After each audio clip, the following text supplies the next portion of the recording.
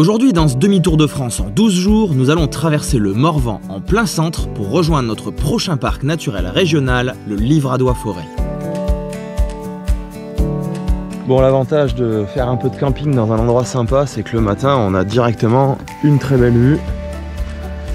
Donc on s'est envoyé un petit café, le petit rangement habituel qui prend un peu de temps, mais avec une météo pareille, on peut vraiment pas se plaindre. Bonjour. Excusez-moi, vous connaissez Tom Barrard? Ah d'accord, j'ai cru. Nous laisserons Tom reprendre sa route et nous filerons plein sud. Il faut avouer qu'entre démarrer notre journée ici ou dans la région parisienne comme hier, nous avons une petite préférence. Nous comprendrons rapidement que les paysages du Morvan sont constitués à la fois de forêts, mais aussi de prairies et dans tous les cas, de verdure à perte de vue. Si vous aimez la nature, je crois que cette destination est idéale pour vous. Quand en 2024, je vais préparer des guides de voyage à moto pour les différentes régions de France, autant vous dire que le Morvan est sur la liste et qu'il y aura de quoi prévoir un beau road trip d'au moins 2 jours sur place.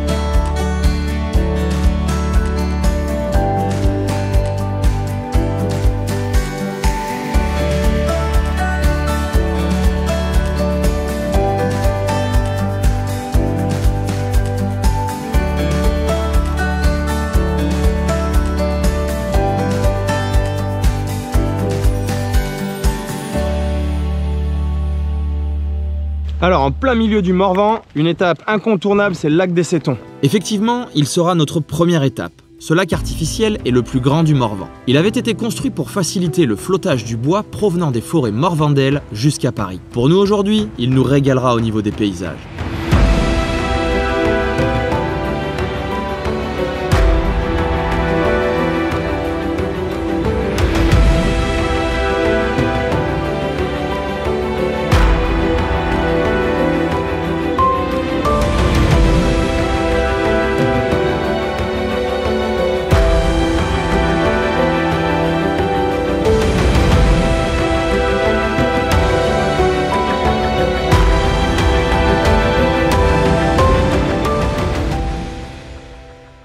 Vraiment, ce lac des Sétons, c'est une découverte et je valide à 100% de se poser là. C'est magnifique, les couleurs sont folles, c'est vraiment un super spot en plein milieu du Morvan.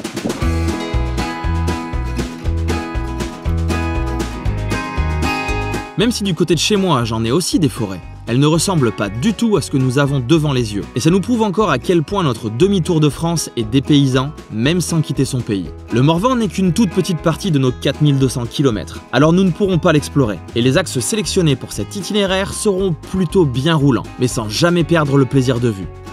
C'est un bonheur de rouler ici, mais c'est incroyable. Chaque virage, il y a une belle forêt.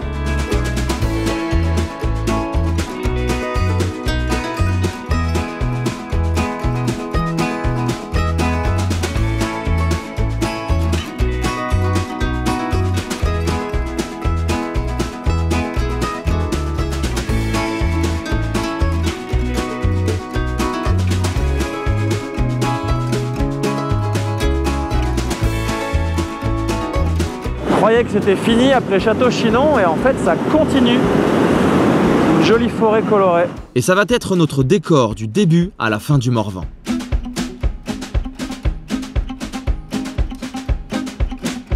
Sans le savoir, j'ai sélectionné une route qui remonte l'Yonne et nous allons d'ailleurs passer à 2 pas de sa source en l'ayant toujours en contrebas de la route.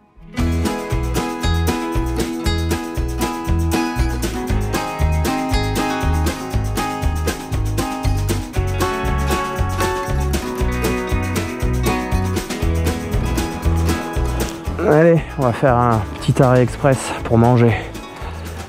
Alors, après cette pause repas, nous quittons Étang-sur-Arroux. Et je crois qu'on est en train de vraiment sortir du Morvan.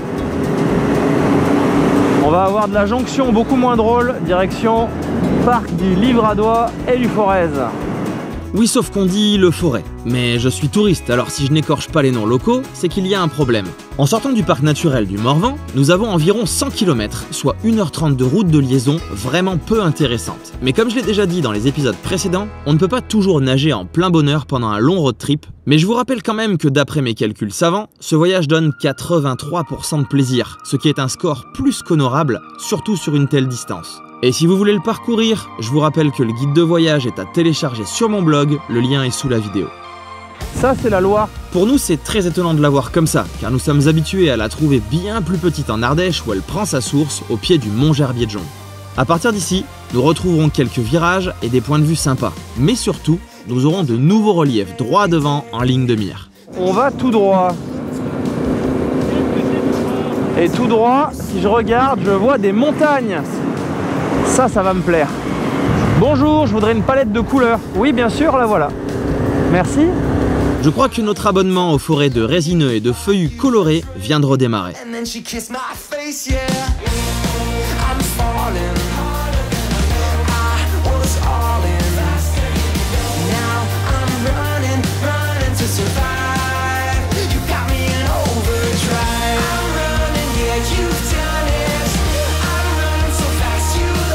Alors que la route s'annonçait plaisante à enrouler, nous avons retrouvé ce que tous les motards détestent.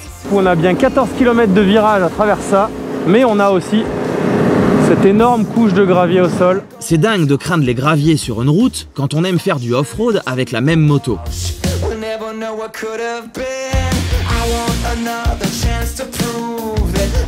À peine plus loin, nous passerons dans l'Allier, ce qui signifie aussi la fin des routes gravillonnées et franchement dangereuses. J'ai l'impression de rouler en pleine réserve naturelle de sapins, c'est incroyable.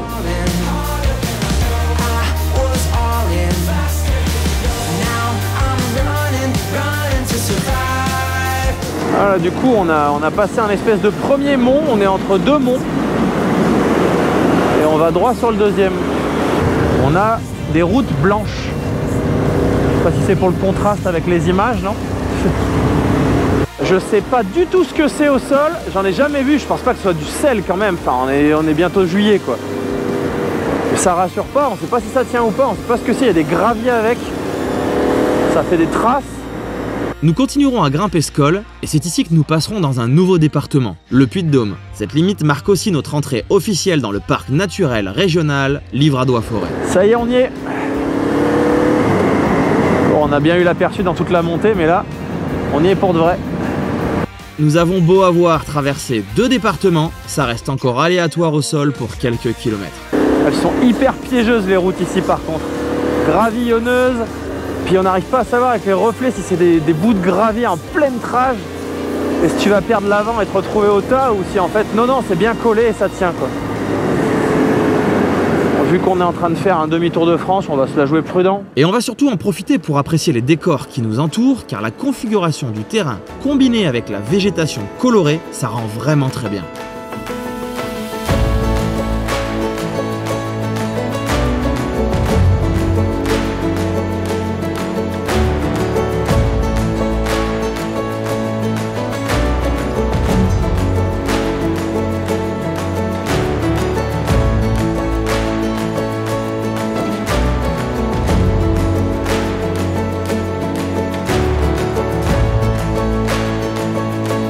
Pour faire la traversée du parc avec un cap plein sud, j'ai appliqué ma méthode habituelle. Je repère des cols qui me semblent bien et j'essaye de les relier. Et dans le cas de ce demi-tour de France en 12 jours, j'essaye de ne pas trop tricoter non plus, histoire d'avancer un peu. Sur ce tronçon, ça a bien fonctionné. Nous sommes sur les contreforts nord-est du Livradois-Forêt, et comme souvent sur ces axes que j'ai sélectionnés pour ce voyage, nous sommes seuls et en pleine nature. Dans l'intercom, nous comparons parfois avec Tony les paysages que nous avons déjà vus. Tiens, on dirait un peu le Jura, ou un peu les Alpes, non plutôt le Morvan de tout à l'heure. Peu importe qui a raison, nous prenons du plaisir à traverser notre pays, et c'est bien ce qui compte.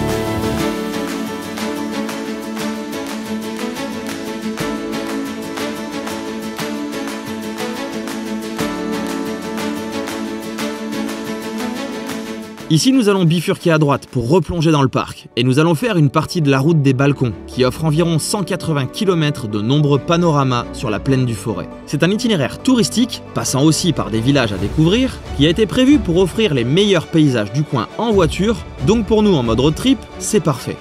Nous attaquons le col du Béal qui est certainement le plus haut des alentours et qui va nous confirmer que nous sommes vraiment en plein milieu de la nature.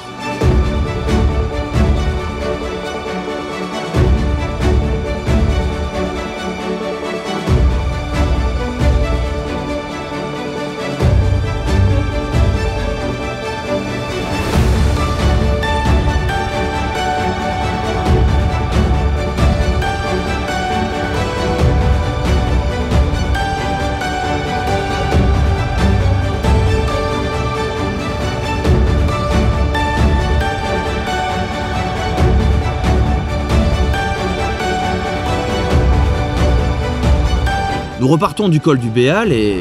Oh, à la question, est-ce que le Livradois Forez, ça vaut le coup? Oui, réponse A. Non, c'est pas ouf, réponse B. Dites-moi dans les commentaires ce que vous en pensez.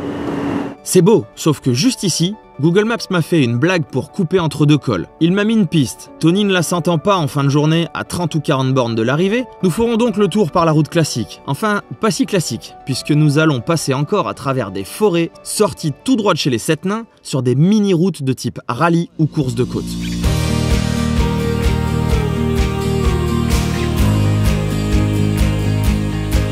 Sur mon planning de base, j'avais prévu ce soir un camping juste avant Ambert, d'où vient d'ailleurs la Fourme. Si vous aimez le fromage, ça devrait vous parler. Mais la fatigue nous a poussé à prendre une chambre dans une autre adresse que j'avais en stock, et c'était plutôt une bonne idée. Je l'ai d'ailleurs rajouté à mon guide de voyage à télécharger en description sous cette vidéo pour que vous aussi, vous puissiez faire ce demi-tour de France sur un coup de tête. Rejoindre cet hébergement était donc un bon moment. Déjà parce que, pour y aller, on va se rajouter un col de plus à notre liste. Le second plus haut du Livradois Forêt d'ailleurs. Ensuite, parce que la route pour monter est encore une pépite cachée sous les sapins, de quoi vous filer la banane même quand vous avez la journée dans les pattes. Et enfin parce qu'une fois au sommet du col, notre hébergement nous attend ici, au milieu des massifs, au calme, et à part les autres hôtes, il n'y a plus personne et il ne reste qu'à respirer l'air pur de la montagne, à se reposer pour terminer demain la traversée de ce superbe parc naturel régional.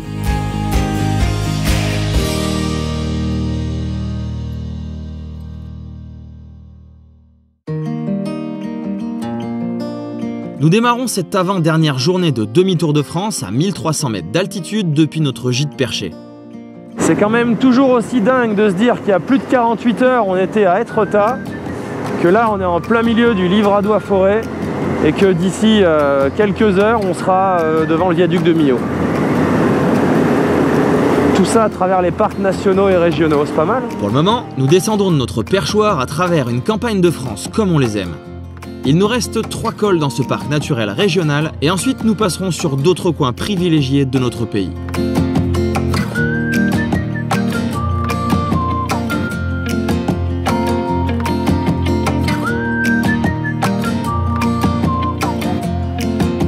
Une fois en bas, nous atterrissons sur une route qui longe le ruisseau de l'Enfer. Si, c'est bien son nom, et ça colle car cette portion bien roulante était d'enfer.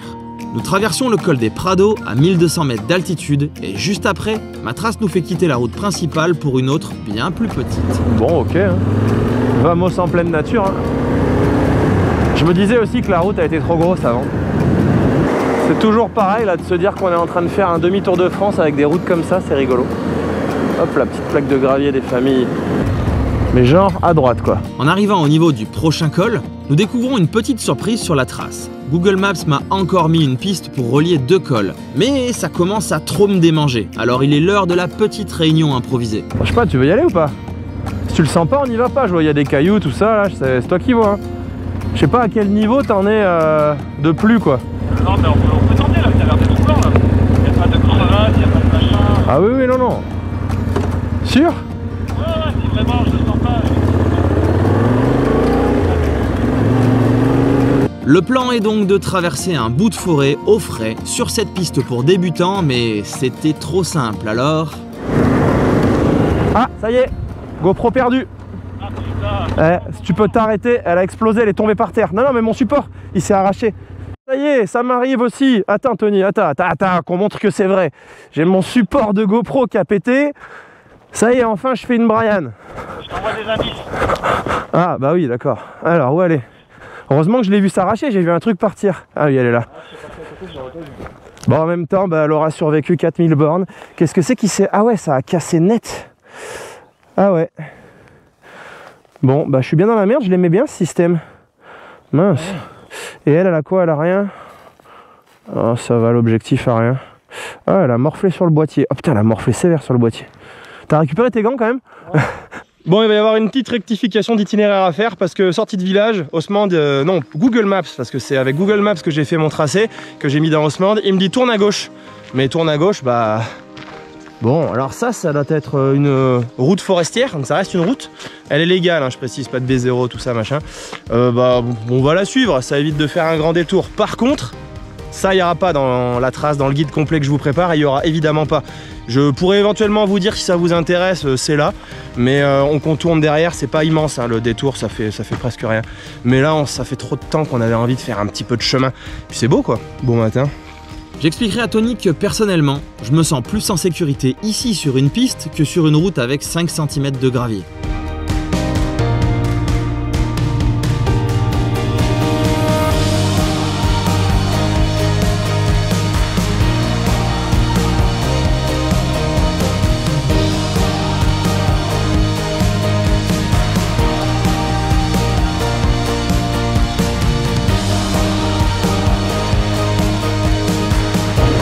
C'était mon chemin de traverse pour arriver au col de la Faille, je crois qu'il s'appelle. Il n'y a même pas le panneau. Remboursé.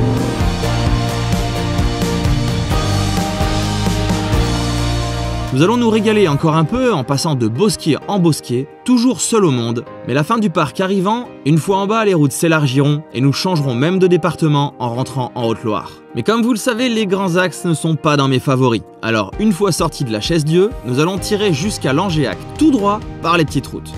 La suite du plan dans ce demi-tour de France, c'est d'aller traverser la Lozère puis l'Aveyron pour aller faire un tour dans les parcs naturels régionaux des Grandes Causses et des Cévennes. Il ne m'aura fallu que quelques minutes en Haute-Loire pour me souvenir à quel point ce département est beau, et il sera clairement tout en haut de la liste pour mes guides par région ou département de 2024. Et en attendant, si au printemps ça vous dit de faire le même demi-tour de France que nous, le guide de voyage est à télécharger en lien sous cette vidéo. Ah oui, il y a quand même la mousse qui pousse au milieu de la route.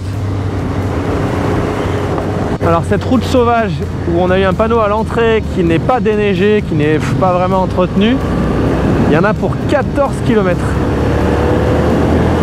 Donc là, on est en pleine exploration de la Haute-Loire. Cette route suit en fait un petit cours d'eau sur une dizaine de kilomètres. Elle est clairement perdue et vu la mousse qui pousse au milieu, presque oubliée, sauf par quelques habitants du coin. Et pour moi, c'est bien la preuve qu'il n'y a pas que les grandes gorges des cours d'eau célèbres qui valent le détour. Vraiment top cette route. On est seul au monde.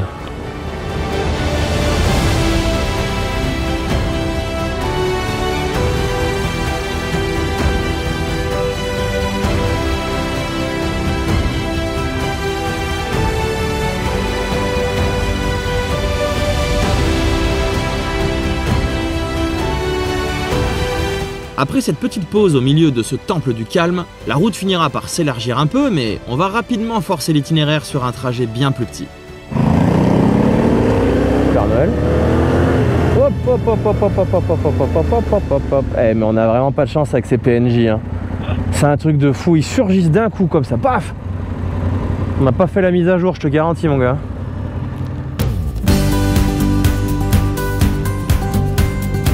Je trouve que cet itinéraire est quand même assez cool pour traverser la Haute-Loire dans le demi-tour de France.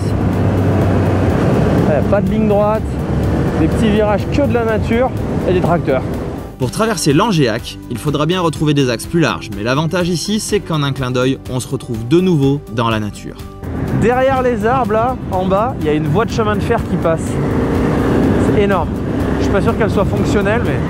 Nous allons vite nous séparer vu qu'elle va suivre l'Allier, ce qui n'est pas notre programme pour cette fois-ci. Ce n'est pas pour autant que notre programme est moins fun, surtout que nous arrivons sur un vrai circuit surprise juste avant de rejoindre Saugues. Le genre de route qu'on pourrait enrouler à l'infini tellement toutes les conditions sont parfaites.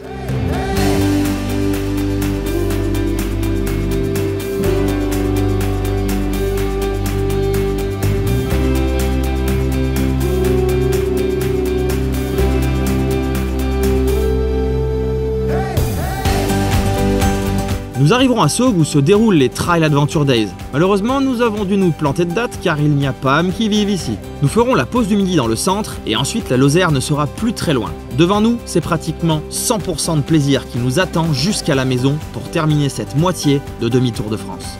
La Lozère, l'Aveyron, les parcs des Grandes Causses, Millau, les Gorges du Tarn, les Cévennes ou encore les Monts d'Ardèche, il n'y aura rien à jeter sur la fin de ce demi-tour de France. Mais ça, je vous le garde pour le tout dernier épisode de cette série. Je file terminer ça et je vous retrouve dans la prochaine vidéo.